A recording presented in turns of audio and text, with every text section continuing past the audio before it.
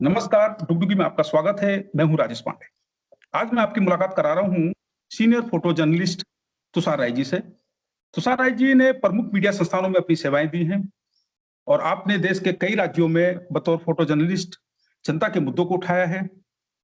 आपने पंजाब, हरियाणा, उत्तराखंड, दिल्ली, उत्तर प्रदेश, बिहार जैसे बड़े राज्यों में कार्य किया है। आपकी नजरों से हमने गांव और शहरों की जिंदगी को देखा है। हमने जिंदगी के रंगों को आपके कैमरे की नजर से देखा है। आपने प्रकृति के विविध रंगों को पाठकों तक पहुंचाया है। हमने आपकी नजरों से चुनौतियों को भी देखा है। हमने बिहार में बाढ़ की विभीषिका को आपकी नजरों से देखा है तुषार भाई, और मैं आपकी जर्नलिज्म को सलाम करता हूँ। मैं तो पर्सनल तौर पे देखा जाए तो मैं बहुत कायल हूँ आपकी जर्नलिज्म का, और मैंने सीखा है आपसे, कुछ ना कुछ जरूर सीखा है। लखनऊ में कोरोना संक्रमितों के हालात पर आपकी रिपोर्टिंग बड़ी काबिले तारीफ रही है तुषार भाई, और आपने अपनी जान को जोखिम में डालकर आपने अपने कैमरे के माध्यम से कोरोना पीड़ितों की समस्याओं को व्यवस्था तक पहुंचाने की कोशिश की है। आपने जनता को यह बताने की कोशिश की है कि देखिएगा कि कोरोना पीड़ित कितने बड़े खतरे में है, और ये सब चीजें हैं, और आपने अपने जर्नलिज्म के माध्यम से लोगों को जागरूक भी किया है। तुषार भाई ने महिलाओं और बच्चों के मुद्दों पर भी वीडियो जर्नलिज्म की है, और मैंने देखा है आपने अभी पिंक टॉयलेट पे बात की थी, आपने देखा था मैंने। और आपने कई जगह लखनऊ के पार्कों पर आपने वीडियो जर्नलिज्म की थी, और आपने वहां बताया था कि यहाँ किस तरह की सुविधाएं हैं और किस तरह की समस्याएं, चुनौतियों और अवसरों के पर भी आप जर्नलिज्म करते हैं। बहुत अच्छी बात। मैं आपसे एक जानकारी चाह रहा था। 96 में जब मैं जर्नलिज्म कर रहा था, तो उस समय मैंने देखा कि फोटोग्राफ जो है ऑफिस में भी हमारे जो है एक रूम होता था, और डार्क रूम जिसे बोलते थे हम लोग, और वहां पर कुछ लोग फोटोग्राफ बनाते थे ब्लैक एंड व्हाइट, और कलर फोटोग्राफ को जो है डाक गाड़ी के माध्यम से अखबारों के दफ्तरों तक पहुंचाया जाता था, जहां से वो प्रकाशित होते थे। स्कैनर आया तो हमें बड़ी खुशी हुई कि हमारे दफ्तर में स्कैनर आ गया है, और हम देर शाम तक की फोटोग्राफ दिखा सकते हैं अपने पाठ। वो दौर मैंने देखा है, और अब हम लोग इस दौर को भी देख रहे हैं कि जब आप एक क्लिक करते हैं तो फोटो जो है देश दुनिया में वायरल हो जाती है। जैसे कि मैंने आपके फोटोग्राफ देखे हैं कि वो देश दुनिया में वायरल हो रहे हैं। बहुत शानदार फोटोग्राफी है आपकी, और लोग बड़ी प्रशंसा करते हैं आपके फोटोग्राफ की। मैं उस अंतर को आपके माध्यम से दर्शकों तक पहुंचाना चाहता हूँ। अपने दर्शकों को ये जानकारी दिलाना चाहता हूँ कि वो दौर क्या था फोटो जर्नलिज्म का, और ये दौर क्या है। इसके बारे में तुषार भाई आपसे जानकारी चाहिए। तो पहले तो आपके सोशल साइट भी बहुत ही अच्छा प्लेटफॉर्म, और हम पत्रकार भाइयों और फोटो जर्नलिस्ट भाइयों के लिए उनकी खुद की क्या जीवन शैली है एक बताने का एक मंच, उसके लिए आपको दिल से शुक्रिया। और आपने जो मेरे विषय में बातें की उसमें आपने जिन राज्यों का नाम लिया उसमें एक राज्य जहाँ मैंने अभी काम नहीं किया है वो है दिल्ली। बाकी मैं बिहार, उत्तराखंड, हरियाणा, पंजाब और वर्तमान में उत्तर प्रदेश, इतने राज्यों में मैंने अपनी फोटो जर्नलिज्म की सेवाएं दे रखी। बात आपने की 96 में आपने बात की स्कैनर आ गया था। मेरे ख्याल से 96 में स्कैनर नहीं आया। मैंने शुरुआत की वर्ष 2002 से फोटो जर्नलिज्म। उस समय हम लोग रील से काम करते थे, रील डेवलप होती थी, और हम लोग स्टूडियो में जाया करते थे, रील डेवलपमेंट करवाया करते थे, प्रिंट आउट बनती थी, और हाँ उसके बाद जो प्रिंट आउट बनती थी उसे हम लोग लेके अपने दफ्तर जाया करते थे, और वहाँ पे वो स्कैन का काम होता था। हो सकता है क्योंकि मैं तो वर्ष 2002 से शुरुआत की, आप बता रहे 96 में था, तो हो सकता है उस समय आ गया हो, मुझे बहुत इतना आइडिया है भी नहीं। आया था 99 में, हिमाचल से स्टार्ट कर दिया था। आ गया होगा सर, मुझे थोड़ा सा आइडिया कम है। उसके बाद फिर 2002 के बाद फिर जमाना आ गया, शुरुआत हुई डिजिटल। ये डिजिटल की शुरुआत मेरे ख्याल से 2004 के आसपास हुई, और डिजिटल में हम लोग के पास उस समय कॉम्पैक्ट कैमरे छोटे ऑफिस की ओर से मिलते थे, और एक सोनी का माइका कैमरा आया जिससे फ्लॉपी लगती थी। तो हम लोगों ने मेरी पहली ज्वाइनिंग आज अखबार थी, उसके बाद दूसरी ज्वाइनिंग मुझे डिजिटल कैमरे के नाम पर ही अमर उजाला में ज्वाइनिंग मिली, क्योंकि मेरे पास सोनी का माइका कैमरा, उस समय उस कैमरे की कीमत हुआ करती थी 35-36 हजार रुपए। ये सन 2004 में, उस समय 35-36 हजार रुपए की कीमत हुआ करती थी। तो मुझे डिजिटल कैमरे के नाम पर मुझे अमर उजाला में नौकरी मिली कि डिजिटल कैमरा ये रात की असाइनमेंट को कर सकते हैं। वक्त चलता गया, चीजें बदलती गई। एक दौर वो था, आज का एक दौर है सर। अब आप कैमरा छोड़िए, आपका आपके हाथों में जो मोबाइल फोन है ना सर, वही अपने आप में फोटो जर्नलिज्म है। अगर आपके पास थोड़ी सी न्यूज सेंस है, आप उस मोबाइल से ही एक अच्छी और बेहतर फोटो कर सकते हैं। आपको कैमरे की भी आवश्यकता नहीं आती, कर सकते हैं। आज के इस दौर में, बदलते दौर में, अगर बात फोटो जर्नलिज्म की जाए तो उसमें सबसे हानिकारक जो हम लोग के लिए फीडबैक रहा वो मोबाइल फोन का रहा। मोबाइल फोन के आने के बाद हम लोग के फोटो जर्नलिज्म को हिला के रख दिया है। स्थिति ये है कि हर अखबारों में अब फोटो जर्नलिस्ट की संख्या घटती जा रही है। उसका मेन मोटो यही हो गया कि रिपोर्टर खुद जाएंगे, खुद असाइनमेंट करेंगे, खुद फोटोग्राफ करेंगे। अभी भी बड़े अखबारों में फोटो जर्नलिज्म जीवित है, तो केवल किस लिए? क्योंकि जो वहाँ फोटो जर्नलिस्ट कार्य करते हैं वो अपने न्यूज सेंस की बदौलत वहाँ पर अपनी प्लेटफॉर्म को मजबूत रखे हुए। अगर आज आपको फोटो जर्नलिज्म करना है तो आपको एक अच्छे फोटोग्राफर के अलावा एक अच्छा फोटो जर्नलिज्म, एक अच्छा न्यूज सेंस भी दिमाग में फीडबैक के रूप में बैठाना होगा, तभी आप अपने फोटो जर्नलिज्म को आगे कर सकते हैं। अन्यथा बेकार है सर, कोई आज कैरियर उतना नहीं। बाकी डिजिटल युग आने से फोटो जर्नलिज्म के अलावा भी कैमरे के इस्तेमाल, जो टेक्नोलॉजी है, यूट्यूब चैनल आ गए, वेब पोर्टल आ गए, शादी तो पहले ही से चलती आ रही है। ऐसे हैं यूट्यूबर हैं जो कि फोटो जर्नलिस्ट को लेकर अपना खुद का यूट्यूब चैनल बनाते हैं, लेकिन उसमें वो मोबाइल के ही फोटो शूट वाले ज्यादा इन्वॉल्व रहते हैं, न कि जो प्रोफेशनल कैमरामैन है वो इस टेक्नोलॉजी में इन्वॉल्वमेंट ज्यादा रहते हैं। कहने का तात्पर्य यही है कि अगर आप आज के दौर में एक अच्छे फोटो जर्नलिस्ट हैं तो आप अपने न्यूज सेंस की बदौलत है। बाकी कैमरा तो सबके हाथ में है, मोबाइल सबके हाथ में है। अपनी चीजों को पेश करने के लिए आपको अपने न्यूज सेंस का थोड़ा सा इस्तेमाल तो करना ही है। अरे तुषार भाई ने एक आपने तो बड़ी कमाल की फोटोग्राफी की है, कुछ फोटोग्राफ आपके बड़े वायरल हुए हैं, जिसमें कि मुझे याद आता है कि एक हॉस्पिटल में आपने कुछ बेड पर जो है कुछ डॉगी बैठे हुए हैं, वो फोटोग्राफर बहुत वायरल हुआ। एक चुनाव अधिकारी, एक महिला चुनाव अधिकारी है, उनका फोटोग्राफ बहुत वायरल हुआ। तो हमारे दर्शकों को बताइए कि आपके कुछ फोटोग्राफ हैं, उन फोटोग्राफ के बारे में कुछ आप जानकारी दीजिए। सर मेरी तो फोटो तो बहुत सारी ऑन एडिशन छपी और वायरल भी हो रखी, लेकिन जो मेरे 3 फोटो ऐसी रही कि जो कि पूरे देश में एक अपनी पहचान बनाई। जिसमें मुजफ्फरपुर, जब मैं दैनिक भास्कर में रहा तो वर्ष 2017 में मेरी एक तस्वीर जिला अस्पताल में, बहुत सारे जिला अस्पताल के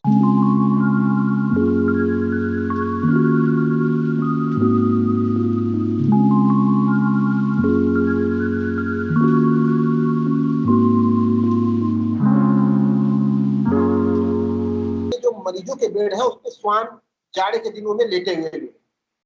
उस तस्वीर को खींचने के बाद वहाँ के जिला प्रशासन, वहाँ के प्रशासनिक व्यवस्था में हलचल मची। पूरे मुजफ्फरपुर जिले सहित राजधानी पटना तक ये फोटो चर्चा में रही। लालू यादव और अन्य विपक्षी नेताओं ने इस फोटो को बहुत ट्वीट किया, कहा वेंटिलेटर पे चिकित्सीय व्यवस्था ये है मुजफ्फरपुर। तो इस तस्वीर को बहुत मिली, उस पर फिर जांच हुई, कार्रवाई हुई, मुजफ्फरपुर के डीएम ने एक्शन भी लिया। फिर वहां पर व्यवस्थाएं चेंज हुई कि आगे से इमरजेंसी वार्ड में स्वान न जा सके, न घुस सके, सारी व्यवस्थाएं हुई। इसको लेकर वो थोड़ा 4-5 दिनों तक वो सनसनी फोटो रही। और उसके बाद मुजफ्फरपुर में ही वर्ष 2018 में हमारे सीनियर साथी श्री दिग्विजय सर हैं, जो कि इस समय मुजफ्फरपुर में ही दैनिक भास्कर में है। उनके साथ हम लोगों ने एक मुजफ्फरपुर में नारायणपुर गांव पड़ता है, वहां पर एक नेपाल के कुछ लोगों द्वारा जो है सीमेंट फैक्ट्री का निर्माण किया गया और रेलवे से कंसल्ट करके। और वहां पे क्या हुआ कि एक क्लिंकर प्रोडक्ट होता है जो कि सीमेंट में यूज किया जाता है, वो क्लिंकर वो वहां पे बनाते हैं। जिस कारण उस गांव में सर उस क्लिंकर की वजह से जो है सर टीबी की समस्या पैदा हो गई। टीबी रोग, गांव के लोग बीमार होने लगे, उससे ग्रसित होने लगे, खांसी, बुखार, छींक की ज्यादा से ज्यादा मरीज उस गांव में मिलने लगे। इसको लेके दिग्विजय सर और मैंने जो है उन्होंने रिपोर्ट की और मैंने उस तस्वीर को खींचा। उस तस्वीर का को प्रकाशित खबर को प्रकाशित होने के बाद उस पर भी एक्शन हुआ और रेलवे ने भी उस कंपनी से अपना ठेका टेंडर रद्द किया और बाद में उस कंपनी को भी कुछ दिनों के लिए बंद करना पड़ा। आज तो क्या स्थिति है मुझे जानकारी नहीं है, लेकिन उस दौरान वो भी तस्वीर बहुत सनसनी में रही। 2-2.5-3 महीने उस पर हम लोगों ने बहुत काम किया। उसके बाद फिर मैं वर्ष 2018 में ही जून जुलाई में चला आया आपका लखनऊ दैनिक जागरण आईनेक्स्ट। और आईनेक्स्ट में आने के बाद 2019 में यहाँ पे मई के महीने में एक लोकसभा चुनाव अपना जो होता है हर 5 साल के, तो लोकसभा चुनाव को लेकर सर यहाँ पर एक जगह है रमाबाई मैदान, तो वहाँ से महिला कर्मचारी और पुरुष कर्मचारी जो है जो मतदान कर्मी होते हैं वो स्कूटी में लगे थे, अपनी ईवीएम मशीन लेकर जा रहे थे। उस दौरान मुझे एक सारी महिला नजर आई जो कि एलडीए की कर्मचारी थी, तो उनकी मैंने फोटोग्राफ्स क्लिक की और उसके बाद जागरण आईनेक्स्ट ने इस तस्वीर को प्रकाशित किया।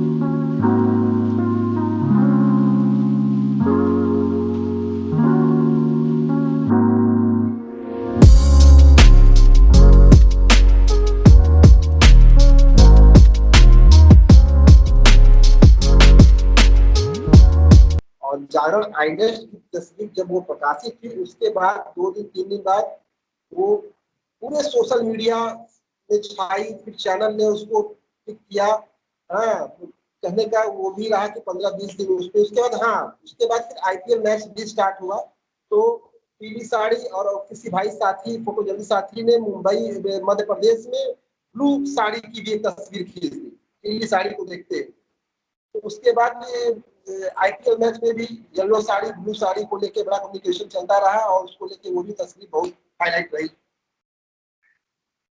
तुषार जी, एक जो बात अब हम कोरोना संक्रमण की बात करते हैं इस समय, क्योंकि रिपोर्टिंग बड़ी टफ हो गई है और जान को जोखिम है। ग्राउंड रिपोर्टिंग की जब हम बात करते हैं तो कोरोना संक्रमण के दौर में खासकर फोटो जर्नलिस्ट के मैं बात कर रहा हूं, उनको किन बातों का ध्यान रखना चाहिए? सर देखिए, अब ग्राउंड रिपोर्टिंग फील्ड रिपोर्टिंग आज का दौर ये है, चाहे ग्राउंड हो चाहे फील्ड हो, सक्सेस वही है जो फील्ड में निकलेगा। बिना फील्ड में गए आप रिपोर्टिंग भी नहीं कर सकते हैं और फोटो जर्नलिज्म भी नहीं कर सकते। हाँ, ये दूसरी बात है कि आंखों से देखना और कैमरे से खींचने में थोड़ा सा तो अंतर होता ही है। अगर आप कोई तस्वीर खींचना चाहते हैं तो निश्चित रूप से उसमें विभिन्न एंगल आपको अपने अनुसार देखने को मिलेंगे और करने को मिलेंगे। कई बार ऐसे कई मौके आते हैं कि हमें, जैसे आज कोरोना काल में ही अस्पतालों में जाना, तो इमरजेंसी में जाना, और भी जगह है जहाँ पे जाना नहीं चाहिए, रेलवे स्टेशन हो गया, बस स्टैंड हो गया, लेकिन भीड़ भाड़ वाले इलाकों में हमारी मजबूरी है कि बिना जाए एक अच्छी तस्वीर नहीं मिलती। और रही बात कोरोना काल, तो निश्चित रूप से चाहे हम है चाहे कोई और है, सबके लिए है। कोशिश करनी चाहिए कि ऐसे भीड़ भाड़ ऐसी जगहों से जाने से परहेज करें, लेकिन अगर बेहतरीन चीजें पानी है थोड़ा बहुत तो संघर्ष करना ही पड़ता है।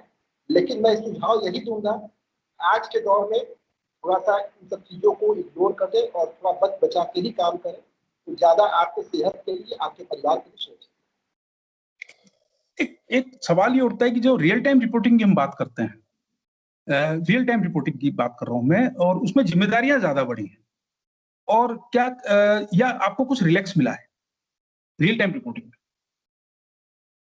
सर ऐसा कोई भी रिलैक्स कभी फोटो जर्नलिस्ट को तो नहीं मिल सकता है, बाकी रिपोर्टिंग का तो मुझे ज्यादा अनुभव है नहीं। और रही बात, कई जगह हमें अपनी फोटोग्राफी में संघर्ष भी देखने को मिलता है। कहने का मतलब कि जैसे मान लीजिए कि आप अच्छी जगह चीजों को करने जा रहे हैं, तस्वीरों को कोई आपके लिए कोई बर्डन नहीं, तो कई मौके ऐसे आते हैं कि घर मान लीजिए कोई गुजर गया, कहीं कोई ऐसा एक्सीडेंट हो गया, तो मार्मिक हालातों में हमें अपने व्यवहार पे भी नहीं कंट्रोल करना पड़ता है, जितना हम फोटोग्राफी अच्छी करने की कोशिश करनी चाहिए कि अच्छे फोटो जर्नलिस्ट के अलावा पर अच्छे व्यवहारिक काम भी करें, उनके दुख दर्द को भी समझे। कभी कभी हम लोग की जगह जाते हैं, उनके परिवार वालों से झगड़ा भी होता है, लेकिन हमें अपने क्रोध पे कंट्रोल रखना चाहिए और पॉजिटिव रूप में व्यवहार करना चाहिए। तो होना ना होना तो ये बात की बात। मैं आपकी इस बात को आगे बढ़ाता हूँ। जैसा कि आपने कहा है कि जब आप एक फोटो जर्नलिस्ट को अपना व्यवहार भी बहुत अच्छा रखना पड़ता है, क्योंकि कई बार ऐसे घटनाएं हो जाती हैं जहां आपको ना चाहते भी आपको फोटोग्राफी तो करनी है, आपको क्लिक तो करना है, लेकिन बहुत संवेदनशील मुद्दे आते हैं, संवेदनशील मामले हो जाते हैं, उस समय आपको आपका व्यवहार आपके काम आता है।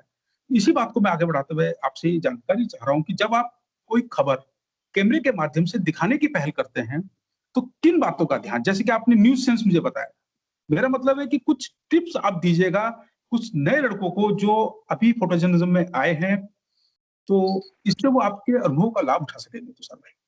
तो थोड़ा-सा मुझे उसके बारे में सर देखिए, अगर आप कहीं कोई लाइव वीडियो बना रहे हैं या तस्वीरें ले रहे हैं, ऐसे अगर जगहों पर हैं, तो सबसे पहले तो आपको अपने न्यूज़ सेंस का इस्तेमाल करना है और ये कोशिश करनी है कि आप ऐसी फ़ोटोग्राफ़ी करें, ऐसी फोटो जर्नलिस्ट की भूमिका में रहें, सामने वाला अगला जो है आपके किसी भी आचरण से वो परेशान ना। रही बात, आपको अपने व्यवहार पर कंट्रोल रखना है, बाकी अपने सेंस का इस्तेमाल करना है, क्या उस समय ज़रूरी है और क्या नहीं ज़रूरी है।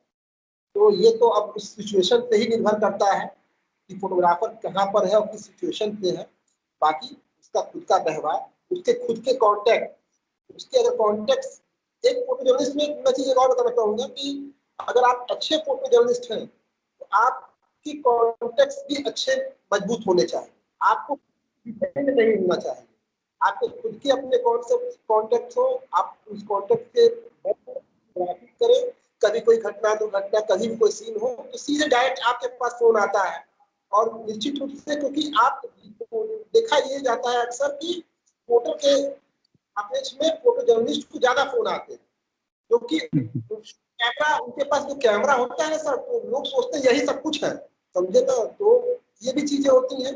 आपको अपने कॉन्टैक्ट्स मजबूत रखने चाहिए, वो भी आपके वक़्त आने पर काम आते हैं। मैंने 1-2 उदाहरण और है मेरे पास, ऐसी घटनाएँ मेरे साथ घटी, जिससे मेरे अपने मैं आपको बता दूँ बिहार में एक बार एक घटना मैं बता दूँ, बिहार में एक बार मैं कवरेज को गया, वहाँ पे लाइव शूट आउट चल रहा था 2 गिरोहों में, मोहल्ले में।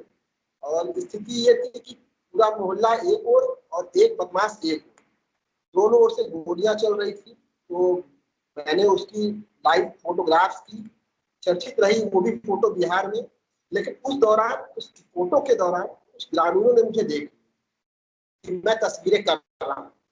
ग्रामीणों में आक्रोश तो था ही, एक ओर से उधर गोली बरस रही है और इधर से ये भाई साहब जो है तस्वीरों को ले रहे हैं। तो उसमें कुछ ग्रामीण ज्यादा एग्रेसिव हुए और मेरे ऊपर उन्होंने हमला किया। लेकिन बाबा ना, कुछ लोग उसमें मेरे भी थे ऐसे, जिन्होंने मेरी इन चीजों को देखा और मेरी मदद के लिए दौड़ के भाग के आए और मुझे उन्होंने कैमरे के साथ मुझे वहां से बचा के बाहर निकाला। लेकिन उस दौरान मैंने भी अपनी पूरी दिमाग खर्च किया था, कैमरे की सुरक्षा की। मैंने उस मारपीट के दौरान अपने कैमरे से कार्ड निकाल के अलग रख लिया कि अगर होता भी है तो कम से कम मेरा डाटा सुरक्षित है। तो उस दौरान मैंने भी अपनी बुद्धि विवेक का इस्तेमाल किया। मैं जानता था कि आगे क्या होने वाला है, तत्काल मैंने ऐसी चीजों को किया। लोगों ने भी फिर मेरा कैमरा किया। मैंने देखा भाई ग्रामीण क्या जाने कि कैमरे में कार्ड लगता है कि क्या रील लगती है। वो तो सीधे कैमरा, मैंने कैमरा दिखाया कि देखो यार कैमरे में कुछ भी नहीं है यार, लोग तो परेशान हो, मैंने कुछ भी नहीं खींचा है ऐसा। किसी तरह जान बची थी। तो कहने का सेंस यही हुआ कि वक्त पर अगर ऐसी कोई सिचुएशन है तो अपने बुद्धि विवेक का सदैव इस्तेमाल। हाँ, तुषार जी, मैं एक बात आपसे जुड़ी हुई है और मैं आपकी एनर्जी के बारे में जानना चाह रहा हूँ। वो इसलिए जानना चाह रहा हूँ आपकी एनर्जी के बारे में, मैंने देहरादून में देखा कि एक समय तो आप मसूरी पहुंच जाते थे और दूसरे समय आपसे पूछते थे कि तुषार जी कहाँ है, कि तुषार जी तो भैया सहजदारा की ओर गए हैं, तुषार जी शहर के इस कोने में है, तुषार जी शहर के उस कोने में है। तो आपकी इस एनर्जी का राज क्या है? कोई ऐसे एनर्जी का राउंड नहीं है। आप अगर अच्छी अच्छी कार्य करते रहेंगे तो एनर्जी हो जाएगी। फोटो की भूख होनी चाहिए। अगर आप अच्छे फोटो जर्नलिस्ट हैं तो आपको फोटो की बुक होनी चाहिए। आपके आशीर्वाद से मैं जामा आइलेट्स में लखनऊ में अकेले हूँ, लेकिन पिछले 2.5 साल से मुझे नहीं लगता कि अन्य अखबारों में जिनके यहाँ 3-4 फोटो जर्नलिस्ट मौजूद है उसे मैंने कभी की बात अपना कंट्रोल, कभी कोई ऐसी सिचुएशन नहीं आई। ठीक है, कभी अच्छी फोटो भी होती है, कभी खराब फोटो भी होती है, ये तो दौर चलता रहता है। लेकिन मुख्य असाइनमेंट में मुझे नहीं लगता कि 2.5 साल में मैंने कभी भी जागरण आईनेक्ट को पीछे छोड़ा हो अपने काम की बदौलत। बाकी इंसान हूँ सर, कभी कभी तो कुछ ना कुछ होता ही रहता है सर। लेकिन हाँ, अपनी बुक मेरी फोटो की बुक है जो कि मुझे हमेशा एनर्जी देती है, और मैं हमेशा कोशिश करता हूँ कि मुझे एक अच्छी फोटो मिले जिससे मैं अपने जागरण आईनेक्ट परिवार के माध्यम से पूरे देश में दिखा सकूं। तो सर मैं तो चाहता हूं कि आप जो है फोटो जर्नलिज्म के माध्यम से आप शिखर को छुएं और आप बहुत तरक्की करें तुषार जी। मेरी शुभकामनाएं, और आप स्वस्थ रहें। और रिपोर्टिंग जो आप कर रहे हैं, मैंने आपको जान को जोखिम में डालकर रिपोर्टिंग करते हुए देखा है। मैंने लखनऊ का अभी ये कोरोना वाला पीरियड देखा था, और जैसा कि आप बता रहे थे कि वहाँ शूट आउट चल रहा है और आप फोटोग्राफी कर रहे हैं, तो तुषार जी अपना भी ख्याल रखिएगा। और इसी के साथ जो है मैं अब आपसे विदा लूंगा। और हमें अभी तुषार राय जी से बहुत सारी जानकारियां मिली हैं फोटो जर्नलिज्म के बारे में, कि आप जब फोटोग्राफी के लिए जाते हैं, जब आप किसी कवरेज करते हैं अपने कैमरे की मदद से, तो आपको व्यवहार क्या रखना चाहिए, आपको सिचुएशन को कैसे समझना चाहिए, ये सब जानकारी हमें तुषार राय जी के माध्यम से मिली है। डुगडुगी में तुषार जी आपका तहे दिल से अभिनंदन करता है, और आपको अपनी तरफ से बहुत सारी हार्दिक शुभकामनाएं Tushar ji. Thank you Tushar ji, thank you.